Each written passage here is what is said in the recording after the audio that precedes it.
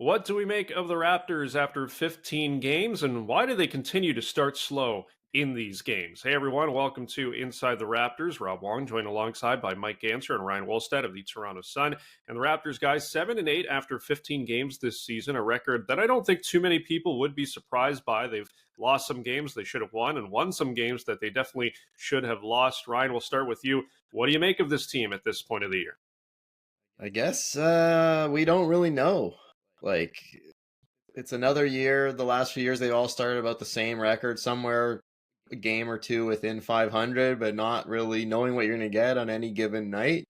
It's a mixed bag. They can't shoot the ball. That's what all of us were saying ahead of the season, and they're living up to that. They can defend pretty well most nights, and we're still not exactly sure how all the parts fit or if they fit and what exactly they're doing. So I think it's too soon to really know. Like, they don't look amazing and they don't look terrible, so they're kind of stuck in that dreaded middle again where you don't want to be. Yeah, they always say it's 20 games when you get a good gauge of where a team's at. I mean, I know we're only 5 away from that, but at the same time, you kind of hope by now that the whole Scotty Barnes, Pascal Siakam thing, if they were going to figure it out, they might have figured it out now. It still doesn't feel like that's happening. I keep going back to Kyle and DeMar, and they had that great rapport. I mean, I know the positions are different, but they had that great rapport where if one guy was going, it was the other guy became the facilitator. And, and it changed from night to night. And, DeMar might have 4 games in a row and then Kyle will get his. But they figured it out. And I keep waiting for Scotty and Pascal to sort of develop that chemistry, and it hasn't happened. And to me, that's the biggest thing they have to see this year. Can those two work together? And as Ryan said, so far the answer is we still don't know. Yeah, it's a lot of question marks right now with regards to both of those guys. Meantime, Darko Rajakovic changed things up with his bench rotation in the win over Indiana on Wednesday. Mike, what did you make of the decision? Yeah, I was a little surprised, although it totally warranted. I'm pretty sure this is the first time this year that Gradey hasn't seen the floor in a game. Garbage time. I guess he's been in garbage time a couple of times in games where he didn't play. But, I think that's significant because they're finally saying to Gradey, okay, look, you've had your 14 games, whatever. We've given you the minutes, and so far you haven't done much with them. We know you're a rookie.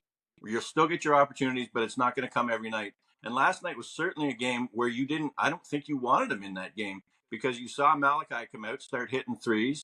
And you saw, and when I say last night, I'm talking about Wednesday's game in Indianapolis.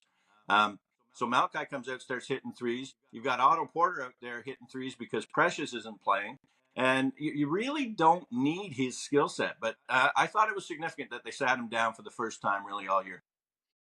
Yeah, I'd agree with that. And I also agree, yeah, he needs to earn those minutes. And you're trying to win now. Maybe later in the season will be a different story. You'll be looking ahead. I mean, then again, they don't really have their draft pick probably, so I'm not sure what they can do. But I'd like to see Gradey get some time in the G League, get all the shots up he can handle, because he's supposed to be the best shooter in the draft, and he hasn't been hitting pretty much anything aside from one game or 2 games.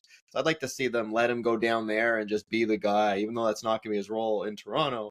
Just let him start feeling good about his game and then bring him back. In the meantime, if Otto Porter's actually healthy, he's a really valuable player, as he's shown when he's got minutes. And if Precious Achiuwa is going to be out, that's just another reason to play Otto Porter more, and maybe keep seeing if you can get something from Boucher. He didn't really have it against the Pacers, but he's had some really good games lately. So I think it makes sense to shorten the bench a bit and ride with more of the proven guys. Finally, the slow starts for this team have become a calling card of some sort. Ryan routinely trailing by double digits game after game. Why do you think that's been the case so far this year? I think 2 big reasons are the lack of shooting in the starting lineup has been a big problem, and like Mike said off the top, just the Scotty and Pascal trying to figure each other out, that's been an issue. And another thing is, actually, if you look at the stats, Dennis Schroeder has shot the ball a lot better in other quarters than the first quarter, pretty much, and that goes for Siakam as well. So I think the shooting's been a huge part of it, and just that lack of familiarity, but also they just don't seem ready to answer the bell too often, which is kind of weird. One thing about like the Dwayne Casey teams in particular, they almost always were ready to go, and throw the first punch, like he used to say. And this group just looks like half the time or 60% of the time they're just like nobody set the alarm clock, and like the AM PM from Seinfeld, like they don't know what's going on when the ball is tipped. I mean, I'd agree with most of that for sure. But the slow starting thing, it's a, it's been with this team forever, like since the Casey years, really. I mean, all through the Nick years, they weren't great starters then either. Maybe in the championship year they were pretty good because they were a little older, but it just feels like this team is they've got too many moody guys, and when the mood's on, like it was Wednesday night in Indianapolis, and everybody's saying we got to get out to a good start, we got to go hard, because they got their butts kicked the night before in Orlando, then they're capable of it. But on a night to night basis, or on a day on the like any to ask them to do that consistently, it just seems like you're just talking to a brick wall. They don't seem to get it, and it's baffling. This is a team. They're young enough. They're far enough down in the pecking order in terms of expectations that they should come out hard every night, because they know, honestly, most teams in the Eastern Conference are probably more talented than they are. So, but you don't see it, and for the life of me, I don't get it. And I've come back to these are just some moody guys, and when they're in a bad mood, they start bad.